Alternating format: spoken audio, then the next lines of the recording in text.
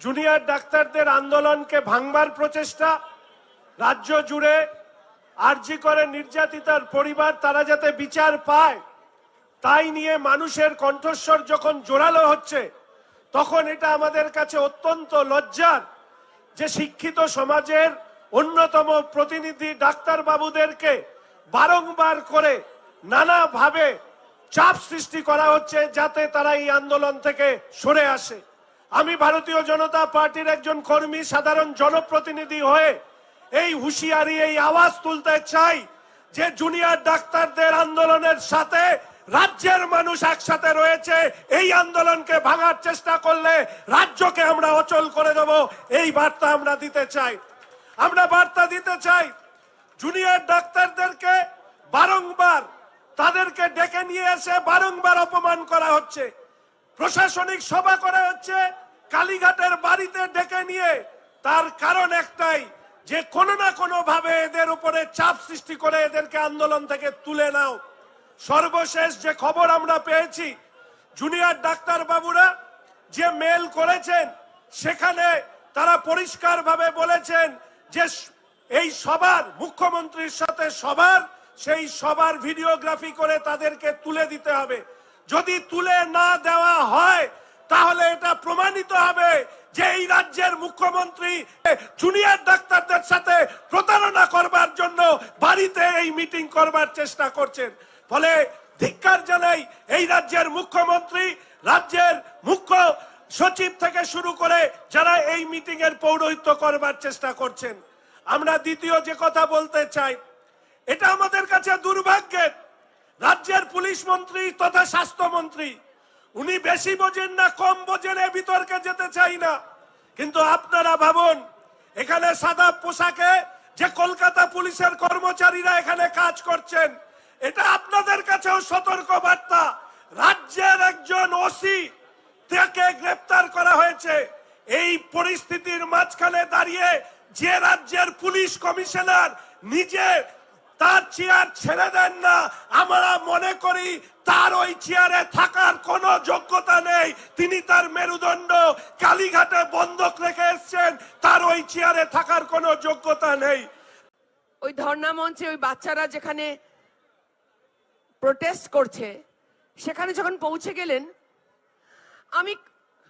আমি কয়েক সেকেন্ডের জন্য, অনেকেরই মতন কয়েক সেকেন্ডের জন্য ভেবেছিলাম যে হয়তো ওনার কোনো সদ্বুদ্ধি হয়েছে। ওই বাচ্চাগুলো ভিজছে দিনের পর দিন, আজকে 7তম দিন বোধহয়, 35 দিন ধরে আন্দোলন করছে, হয়তো 38, হয়তো কোথাও মায়া হয়েছে, মমতা হয়েছে, নামে যখন মমতা আছে হয়তো শরীরে সামান্যতম কিছু বেঁচে আছে। আমি কয়েক সেকেন্ডের জন্য টিভিতে দেখতে হতবাক হয়ে গেছি, ভাবলাম যে বাহ, এখনো মনুষ্যত্বের কিছু বেঁচে আছে আপনার মধ্যে। কিন্তু কিছুক্ষণ পরে দেখলাম উনি ওটাকে একটা ভাষণ মঞ্চ বানিয়ে দিলেন, একদম ভাষণ করে ছেড়ে দিলেন ব্যাপারটাকে।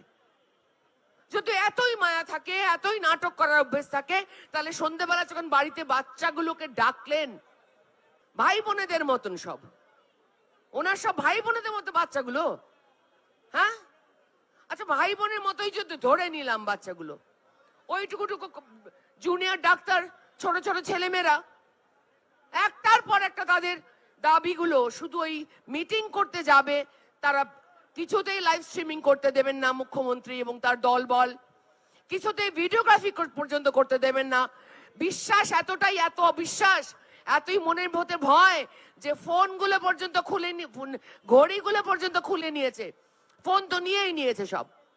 এত ব্যবস্থা, এত ছেলে মেয়েগুলোর সাথে বারবার কথার খেলা, ফটাক করে বাড়িতে ডেকে আপনি কি ওইসি অ্যারেস্ট হয়েছে খবর পেয়ে তাড়িয়ে দিলেন বাচ্চাগুলোকে, ওই স্টুডেন্টদের তাড়িয়ে দিলেন। বাচ্চারা হাউমা করে হাত জোর করে মাথা নিচু করে দাঁড়িয়ে আছে, সে ছবিটা আমি নিজে চোখে দেখেছি।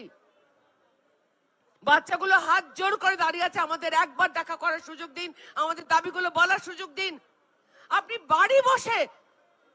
বাড়ি বসে বাচ্চাগুলোকে অপমান করলেন মুখ্যমন্ত্রী, আপনি বাড়িতে ডেকে নিয়ে গিয়ে তাদের অপমান করলেন। আমরা বললেন যদি মাঝখানে কারো ইচ্ছে করে একটু চা খেয়ে যেও, সবাইকে আপনি ওই কি ফিশ ফ্রাই পার্টি ভেবেছেন নাকি? হ্যাঁ, এদের মধ্যে ভাগ করাবার চেষ্টা করছেন। মাননীয়া, নিশ্চিন্ত থাকুন, নিশ্চিন্ত থাকুন। শুধু টালা থানার ওসি নয়, এই শুধু সঞ্জীব ঘোষ মহাশয় উনি নন, আরো আরো আরো আরো অনেক লাইনে দাঁড়িয়ে আছে, আরো অনেক লাইনে দাঁড়িয়ে আছে।